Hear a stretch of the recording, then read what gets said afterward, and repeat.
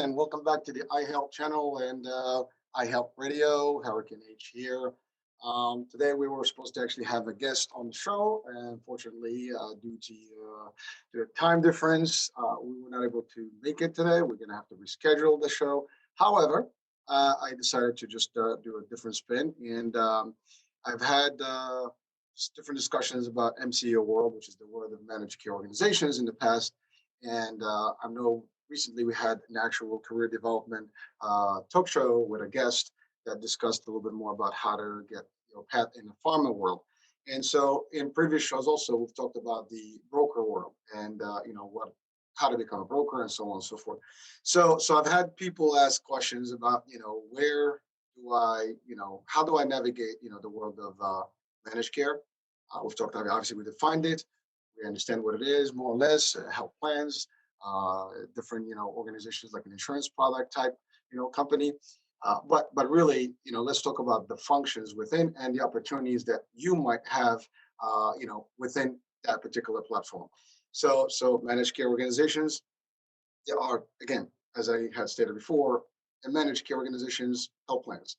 There are insurance companies, and they manage the care of people. And that in itself is a lot of work and a lot of different things. It's a full business with every single concept you can think about. So obviously, with my background, we've talked more about the sales part of it or the marketing part of it, but there is more to it than just that. And I'm going to do a couple of things in this session. One is discussing the different options and different departments and how you can navigate and move in, what's your entry point, and so on and so forth.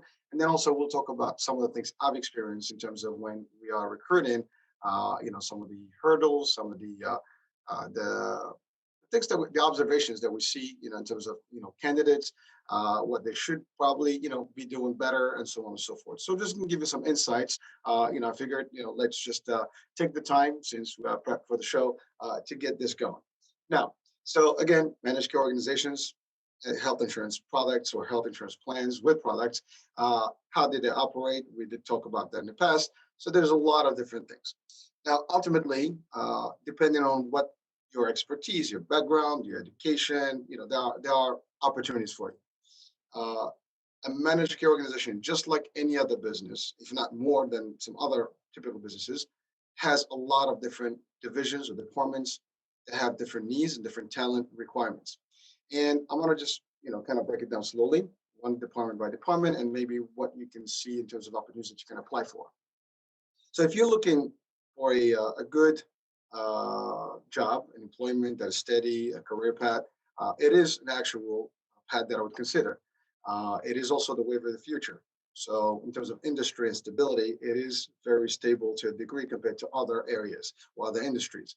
One of the main things that I've been told before is that while even we had the 2008 crash and all that stuff, healthcare continued and the pace was still right and people still were hiring while maybe other industries were actually laying off people and dismantling jobs.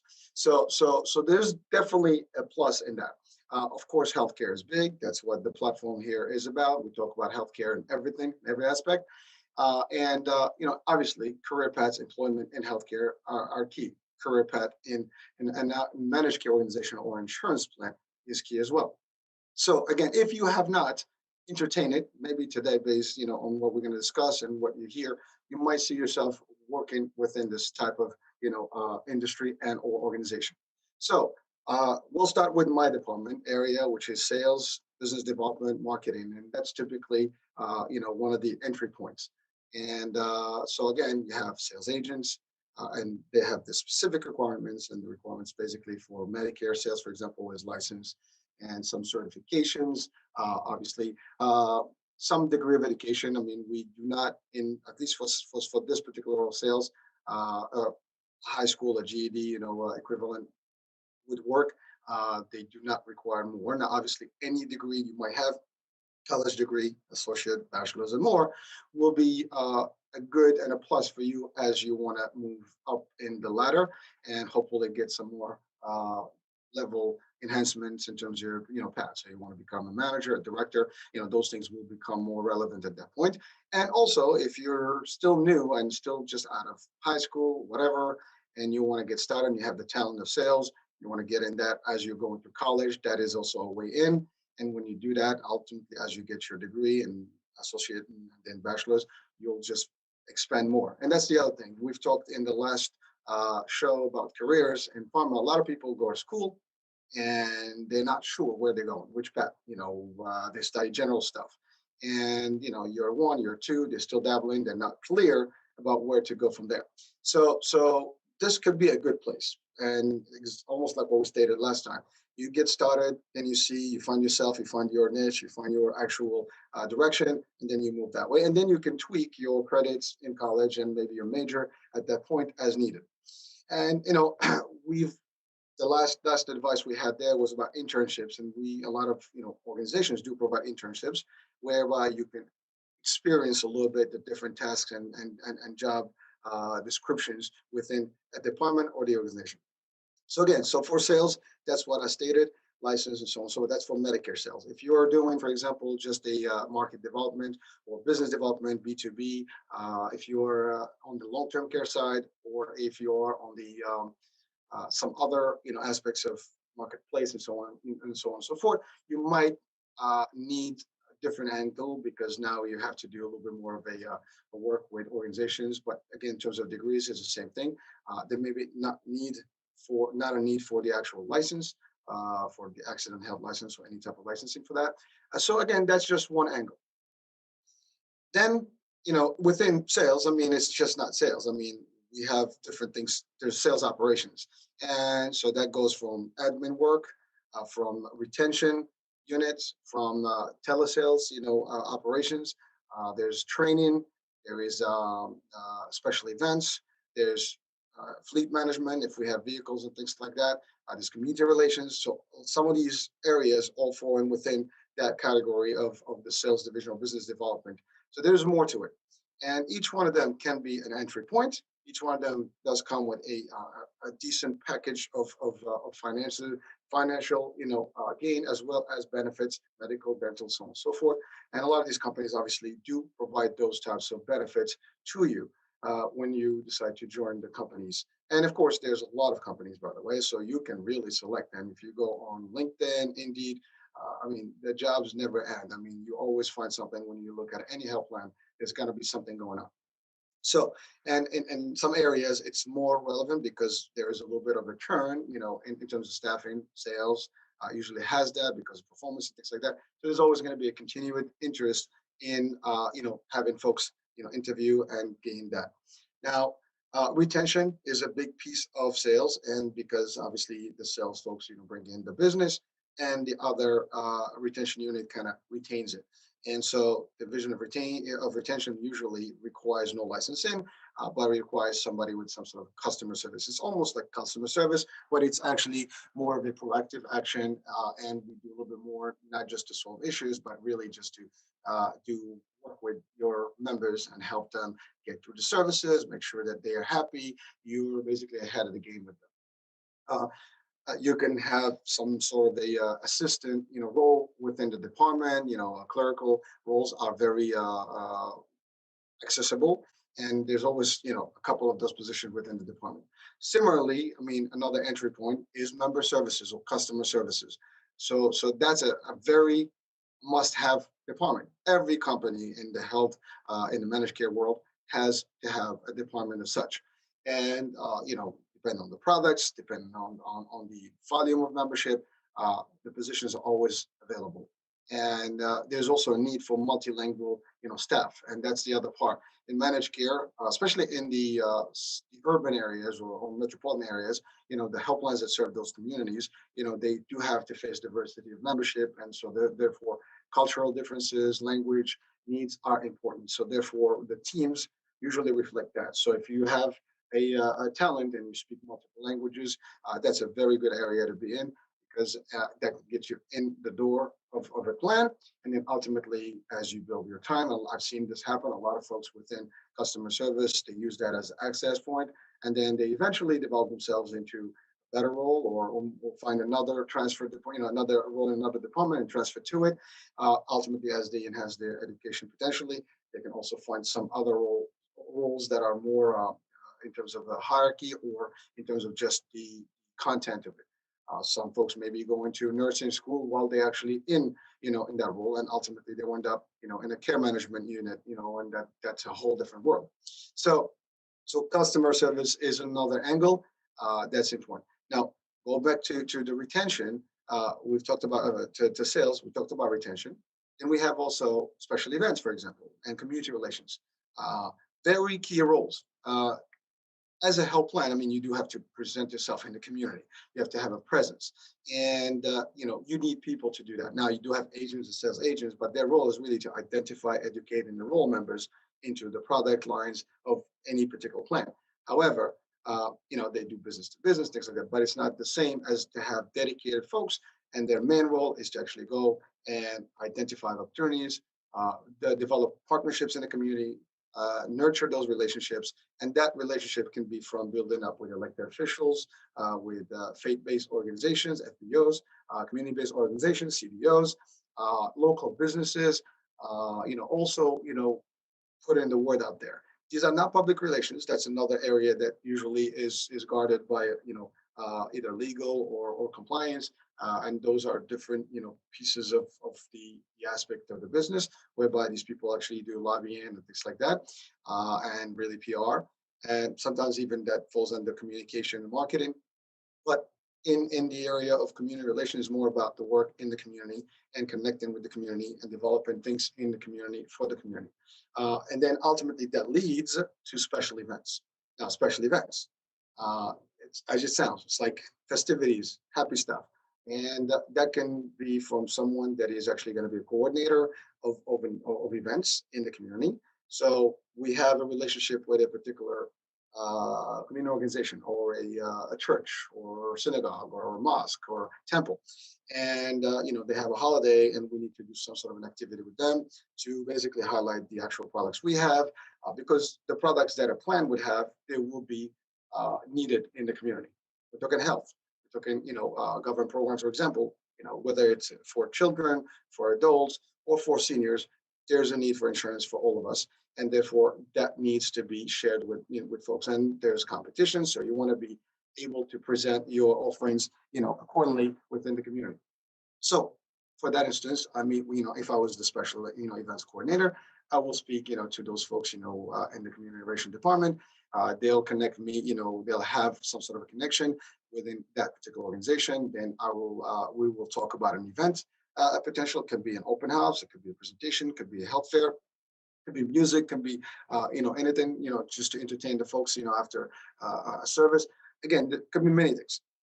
And after that, it could be some kitchen sponsorship, things like that. But that particular person will actually have to identify the venue, set up the venue, set up the supplies for that, make sure that they have staffing for that particular event, so on and so forth. So that's a role right there, and that's a big role because again, grassroots. There's marketing, general marketing, and there's the street marketing or grassroots marketing, and that is actually where you are in the community working. And so that's an opportunity right there. So someone that has events planning, someone that loves to do things in the community, these roles will be ideal for you. And again, any language you might speak addition that helps as well because you can navigate different communities and ultimately be able to understand the cultural differences and things like that, and be able to cater and tailor things to them. So that's an event. Then within a department, for example, we need sometimes training. Obviously, training is important in everything. Learning is important in everything. And sometimes training specifically is run by an HR division. They have their own learning and development, or sometimes it's a unique department on its own.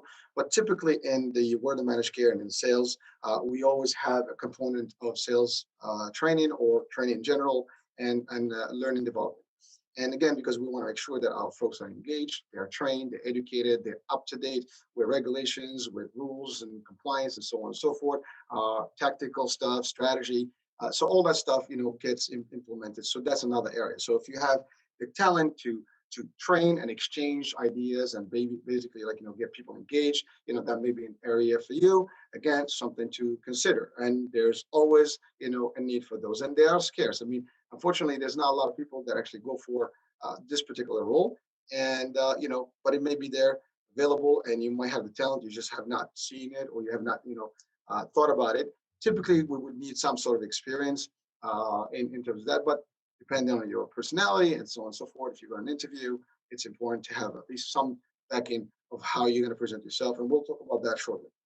So that's kind of like more or less in the realm of the sales division. We talked about customer service. Similarly, there's also different levels in all these departments. There's entry points. There's sales supervisors. There's managers. There's senior managers. The directors. The VPs, and it goes all the way up the ladder to a chief level or EVP type. So again, all these are the different things, and each one of them has a different ability or different capacity or a different scope of work. And the higher you go, certainly it's very simple. I mean, it's not rocket science. We all get it. You go up. I mean, your responsibilities are different. A lot of people would rather be responsible for themselves. I really just want to be a rep, an agent. I just want to go in, clock out, do my work, and leave. Schedule done. Some people want to go to the next level, and now you're responsible not only for yourself, but responsible for teams and for performance of other folks. It is sometimes easier to control your performance, but it is harder to actually control other performances of people that work under you or with you, and their performances. Sometimes it's difficult. And also, you have to have the skills set for it. You have to have the personality. Not everybody's made to be manager or supervisor. And then, of course, as you advance in management, and that kind of level, then you get into the higher level of leadership, where now you're exposed to vision, strategy, tactical stuff, planning, and so as a director, you direct an operation. So now you have multiple teams under your belt, and there's a lot of activities that you need to be involved with. And then, of course, now you manage north, I mean, up and down. So you manage your teams, and then you manage your hierarchies. So you basically your senior level staff, and so that's an important. So you basically a buffer between corporate decision and field execution.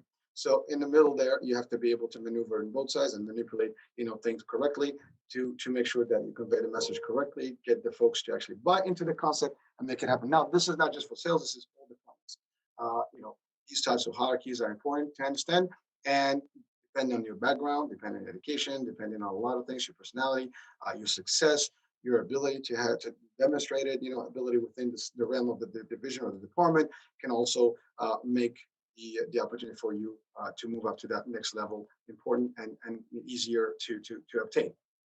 So again, another area that is big in the MCO world, which is a very also important role, and we're going to have a show coming up just to talk about that division, is the provider relations or network development.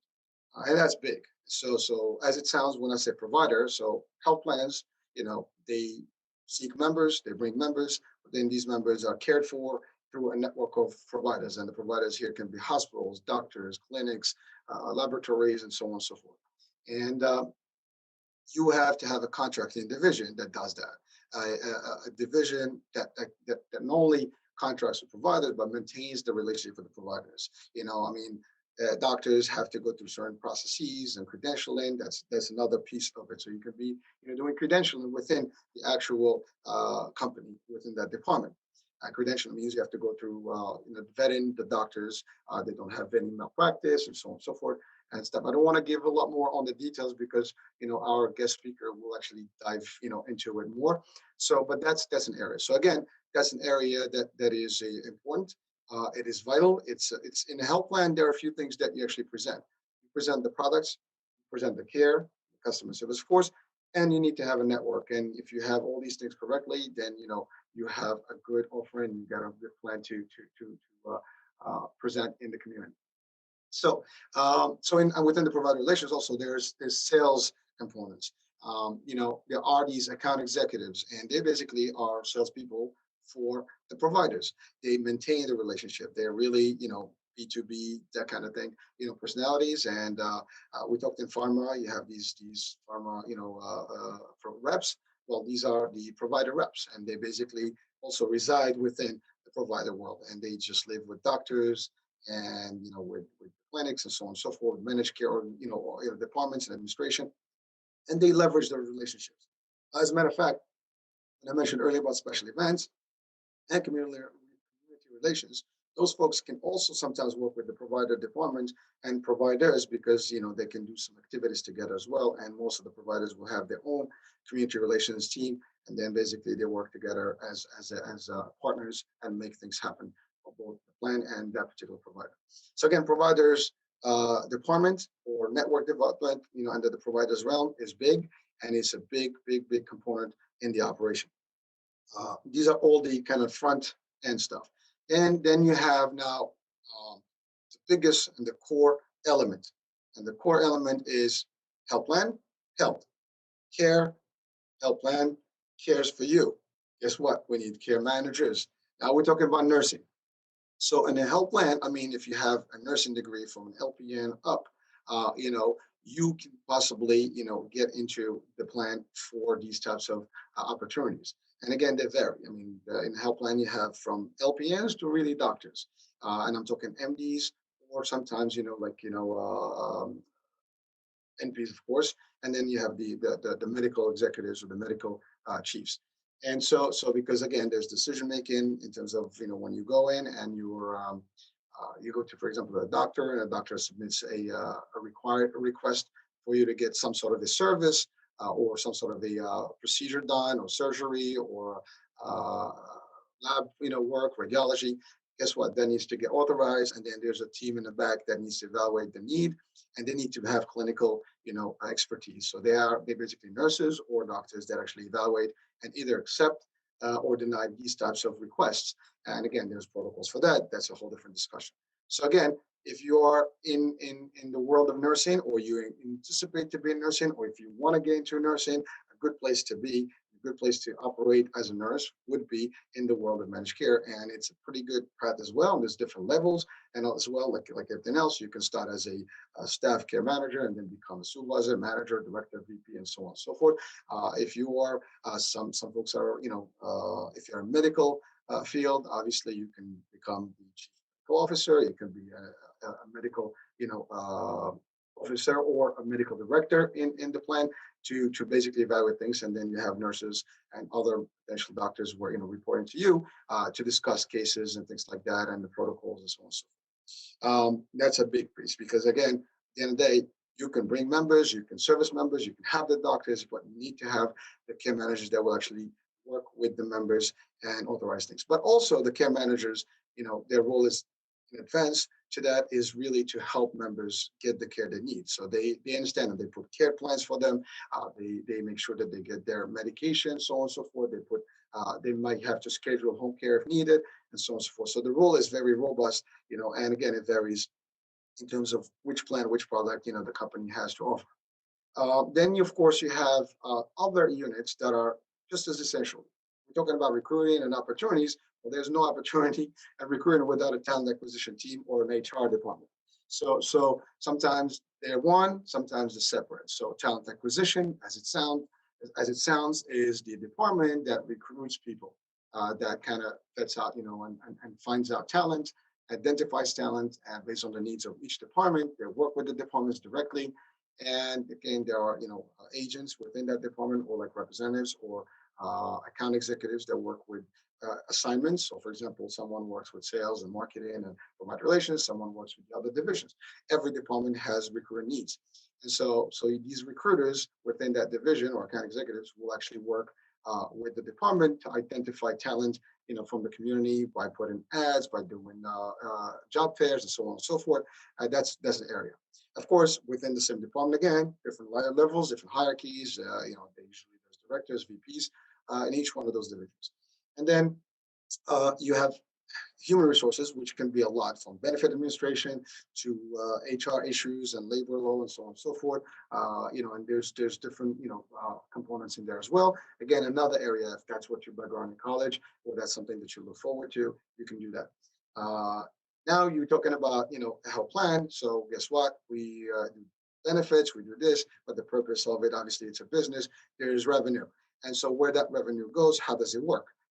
Who's going to handle that revenue? Who's going to process all that? And make sure that the books are right, make sure that everything is happening. Well, there's a finance division, and so if you're into finance or accounting, there is a room for you in the world of managed care. So you can be basically from accounts receivables, accounts payable. They have CPAs within the health plans, and of course they have chief finance officers and different and clerical staff as well. In all these areas that I mentioned, there's always admin work that's needed. So there's people that need to come in as entry level. So if you want to get your feet, went into the business and you like have a little background in accounting or some sort of a finance, background, that could be an entry point, and ultimately you work your way up. Uh, and as you go to college and get to degrees and get to some licensing, maybe you can advance to the next level, CPA, so on and so forth. There's also, because in health plans, I mean, you don't become an insurance agency without having to have some sort of a legal contract, with the state you operate in and with the federal government. So certainly there is regulatory affairs, and there's also compliance, and and then there's legal departments. So sometimes there's legal, which is totally separated from regulatory or from public relations or public affairs. Those can be, sometimes across, in the other side or within those departments. But compliance is a very big, department that makes you basically they check. They're the checks and balances. They dot the I's and cross the T's. They make sure that everything is correct, everything is regulatory, everything is compliant. Because especially when you work in the government, world programs, you need to make sure that you're subsidized by the government. You're getting, federal money or state money, and you're responsible for it. You are accountable, to it. So therefore, you have to make sure that you're um, accountable, and you have somebody, some department, some unit that does that for you as a helpline. So if you have a background in anything regulatory, legal, um, those are the things that you might need, or compliance in general.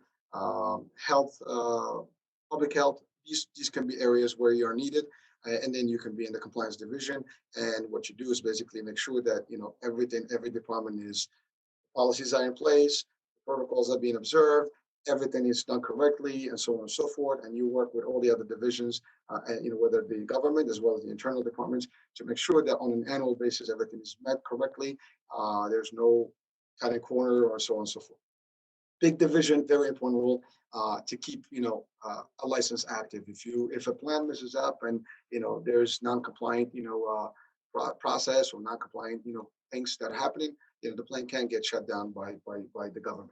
And so, or they can have hefty penalties that are being demanded, that they have to pay back to the government if whatever the case may be, a unit or a particular process has not been observed correctly and or non-compliant. So that's compliance. Again, we talked about legal. Legal basically is the department that sometimes checks out everything. When within managed care, just like everything else, you have vendors, you have contracts, you have employees, you have labor law, you have so many things. And so sometimes you have specific departments that have their own lawyers. For example, HR may have an HR lawyer or an HR counsel, and then you have the general counsel, which actually operates overall and make sure that everything is legally sound and there are no risks for the company, or risk assessments are being done to these folks to make sure that the plan is sound and there's no headaches. Plain and simple. So again, we live in a world of technology. You cannot operate in a world today without computers, without tech. And so there is a huge division in most of these plans, which is basically ITIS. And that's basically the folks that make sure that you have platforms, you have systems, you have, your phone is working, you have technology, systems that operate for operations. For each department, you might need certain, tools to use. Like for example, in sales, we use CRMs or lead generating or lead, management, platforms such as Salesforce and so on and so forth. In other departments, they might have other types of systems that they need to process things with, to enroll, or whatever the case may be. So again, that's a big unit, and there's people for software, there's people for hardware, there's people for telecom. So all those are very important pieces and components that are needed in the back office to help. Some companies, of course, they choose third parties to use for that, but there's always a unit of IS or IT that is needed there. So again, if you have an interest in IT, IS, business, all those technical, backgrounds of education, can be a place for you, and you can find your way in. There's also programmers in some plans where you have to have a programmer to do certain things, and program some internal systems. So that's another component that you can see yourself as a career path within a managed care organization. There's also claims. Now we talked about providers, we talked about care management, membership, and stuff. But guess what? I mean, doctors got to get paid. So there's a whole claim division where they process claims. You go to see a doctor as a member, the doctor sends a bill to the plan that needs to get paid. So that there's a processing, department and unit that does all that and make sure that the codes are correct. There's all the information that's required, that the procedures that are done are correctly met, and so on and so forth. Ultimately, they're the ones who generate that payment to that provider. Once that they do their job, then it goes to finance, and then that's paid out. So that's claims. There's also enrollment. We bring in members, right? And so there's enrollments and new membership that comes in on a month-to-month basis, on a day-to-day basis. There are people that process that. So there's enrollment coordinators, there's enrollment supervisors, there's management, VPs, and so on. Intake process is in there. So that's very important to get the job done. Members don't just get processed without a whole unit that interacts with the state or the federal, depending, or even just basically just processing the applications or submissions. So that's another area. Some of those roles can be also entry point that require clerical, administrative, or sometimes even more advanced, education as you would like to grow within that particular department. So we talked about most of the divisions right now. So I'm trying to think of what else is out there. Claims, finance. Sometimes you have transportation within the company, or ancillary type of things that happen within the company. And you might need some departments that operate. So sometimes you have fleet management or just operations. Sometimes you have also building management and property management that work for the company. Some companies have buildings and have their own facilities, so they have facility management teams and that operate and make sure that everything is getting done. So the lights are on, the safety systems are on, so on and so forth. That is a big deal, and it's important. Somebody has to make sure that the supplies of the company are in place. So there's also procurement, areas where you can be in a department where you're the ones that are actually going to be managing all the requests, for all the departments and of their supplies and needs, what's needed, for them, whether it's paper, whether it's faxes or printers, and, toners, you name it. Then there is, the component that works side by side in general with marketing, with sales, and that's marketing. Sometimes marketing is the umbrella. Sometimes sales is the umbrella. Sometimes marketing and communications. So marketing is basically, the body that promotes the plan, not in direct, component, but like the branding, the image, the communication to the members, and so on and so forth. It's what's written, what's out there, what's visual, what's audio, and then ultimately it has to go to compliance for approval, and sometimes even legal for approval. So that's another. So if you have a background in marketing, creative marketing, social media, design, flyers, and so on and so forth, website, these companies do have a need for you, and you can also find a path that way as well. So just right now, I've enumerated almost all the different, divisions that I can think of, and there's more to this operation.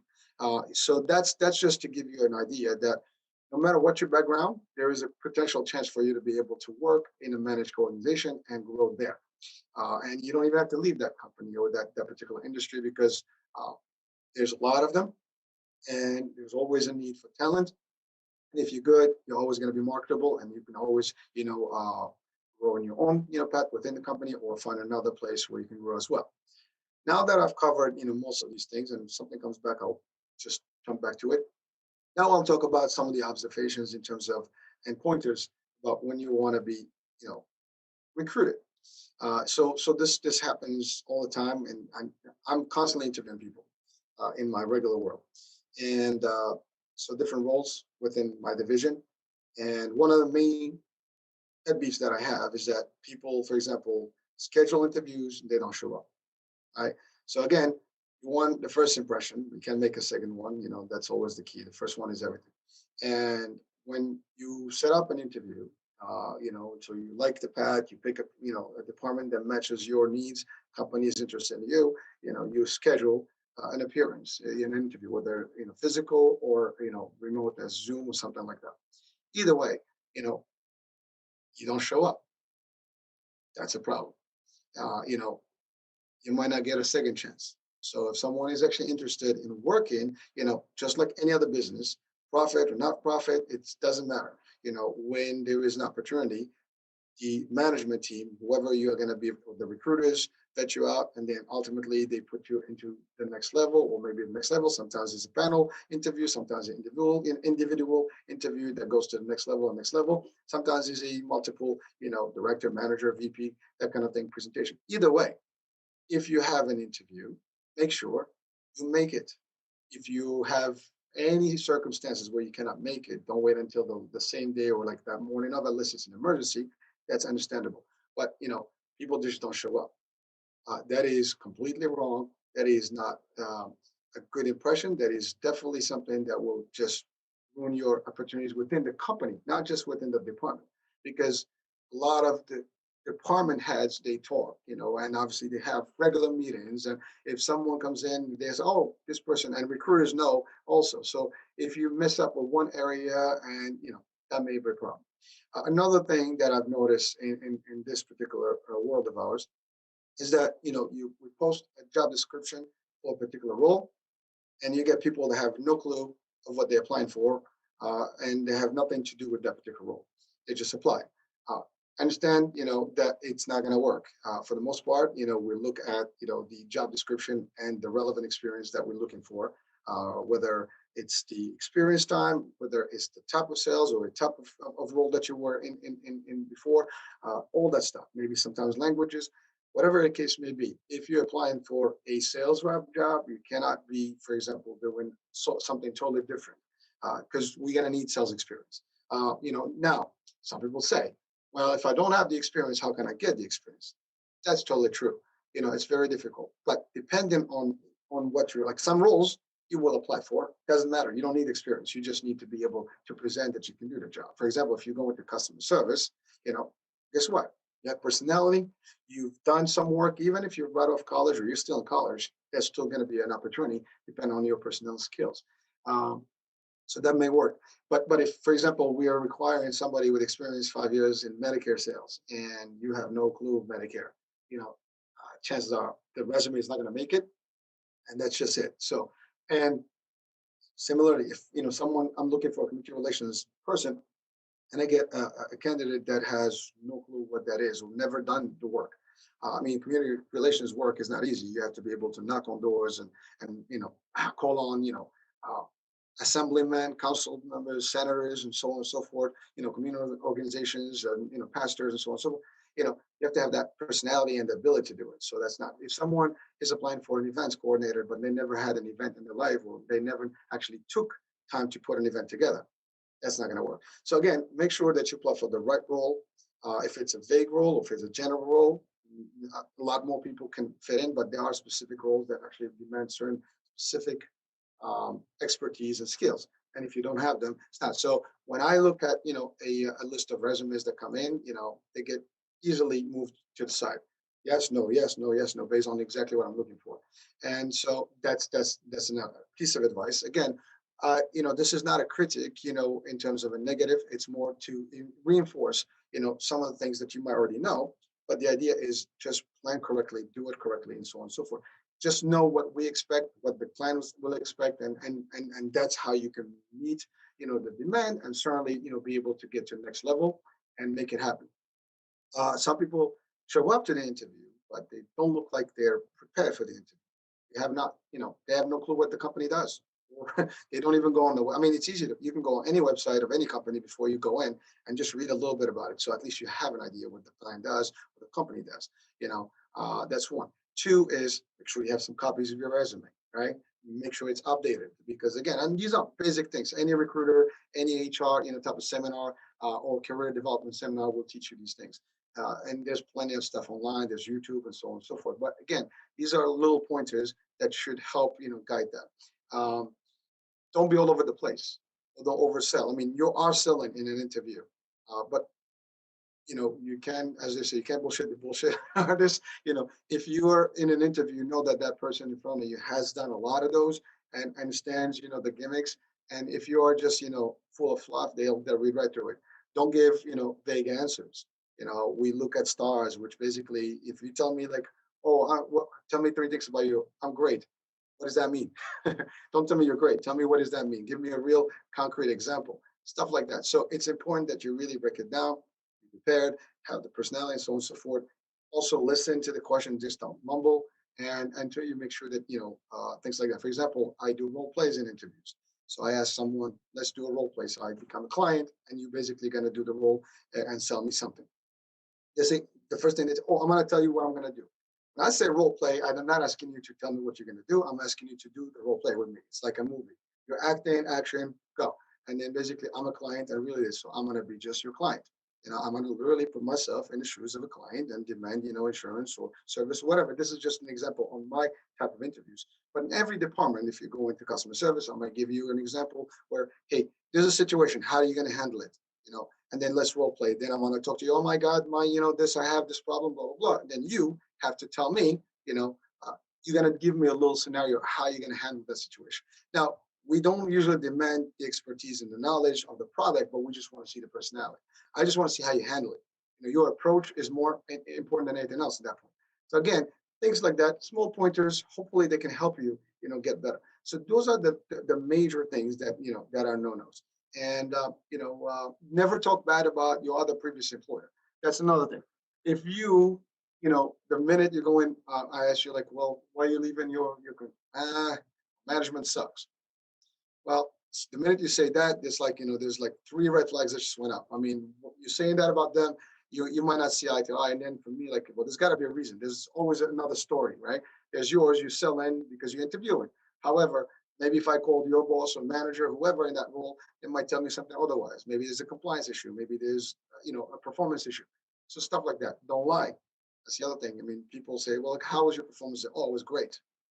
And, and then all of a sudden we're having a discussion. Oh, I know that person. Their performance was not good at all.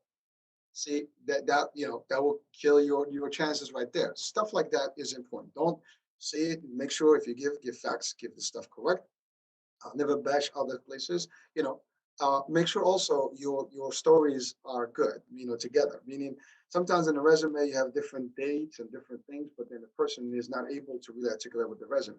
Somebody else may have put that resume together. The dates may not be on the right stuff, and then I'll be like, whoa, wait a minute.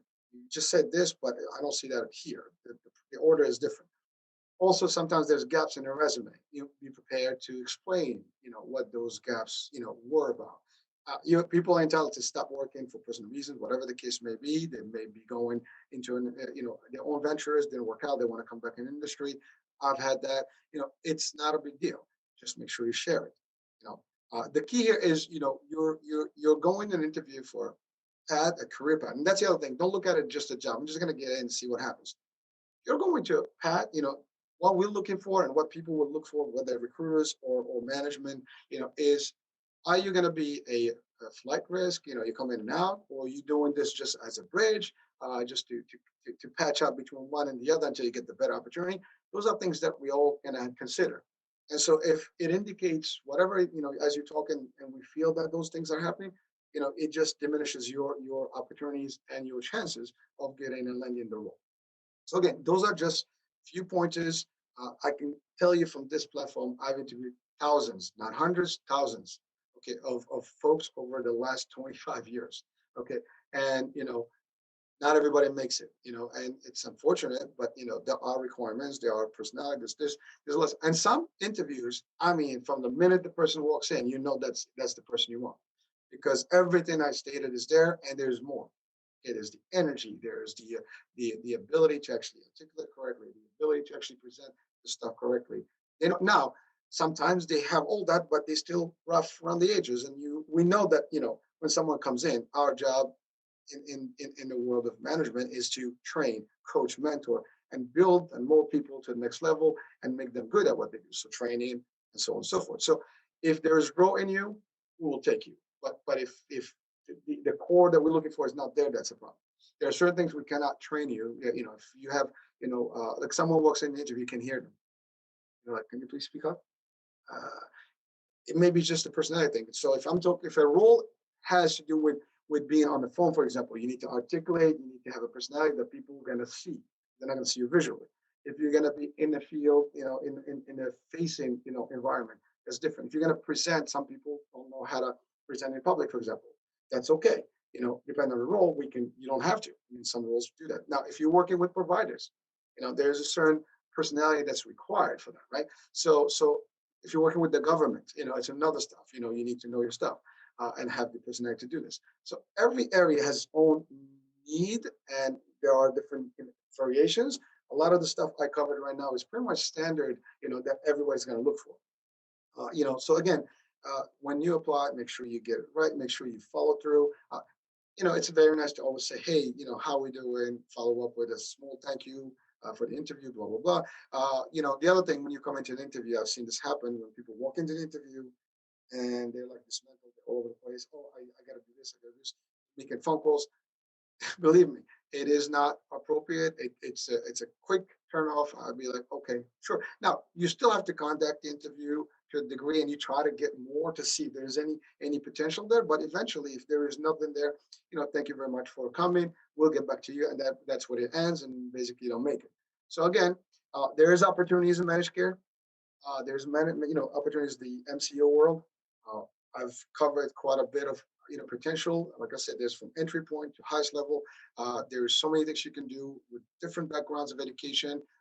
You can still be there and be there forever. There's good money to be made, and certainly, it's a good place to be. It's a good industry, and again, healthcare. We all have a need for help. It's not going anywhere. There's always going to be, no matter what, we're talking about Medicare, Medicaid. Maybe in the future there's some sort of a new form that comes up. The marketplace, whatever the concepts, commercial insurance, they're all about the same. And so health is big, and the health industry is big. There's also, I forgot to mention, a big one, a component is the pharmacy department. There's pharmacy department as well, within, for example, in actual health plan. And there are other areas within finance like actuaries. That's important too. So there's areas that if you're a mathematician, whatever, and you have some actuarial background, that can be stuff. If you're a pharmacist, there are areas within. I mean, health plans do have directories and formularies and so on and so forth. You need people that have pharmacy background or pharmacists to be able to do that, right? So and I apologize, I couldn't think about it earlier, but those are another two areas that definitely would be there. Um, so there's very much something for everyone out there with any type of background education. You can do it. Look up in LinkedIn, Indeed. If you're looking at a growth opportunity and a good stable place to be, you can do it. You can make a path for you in it. Again, if you're looking just for a job, it may not be the place to be. If you're looking for a career, that's where you can go and find yourself in. It's very professional. And there's opportunities. A lot of these companies also give good benefits. A lot of these companies have sometimes tuition reimbursement, and they encourage you to go and get upgrades in your education and so on and so forth. And sometimes it's 100% paid. I mean, so take advantage of those opportunities and grow with it. I mean, people come in from an entry point and they make it. I personally had that same path. I started as a sales representative, made it all the way to the chief level, which basically in my department would have been the most you can go up to. So it's up to you how you want to go, where you want to go in that department, whatever you want to do. But the idea is, there's an opportunity. It's a great industry. It's not easy like everything else, but there's no job that's easy. What's easy about it is how you make it. If you enjoy what you're doing, you're never going to work a day. So pick the right path for you that's going to make it for you and make it happen. Um, that's it. So from the iHealth channel, iHealth Radio, I hope that this particular episode of the MCO world cleared a little bit of things and maybe opened up, an opportunity for someone that may be, not sure about where their, next step is going to be in terms of their career. This could be a good place to start, something worth investigating and looking into. That being said, Hurricane H here. I will talk to you soon. Bye.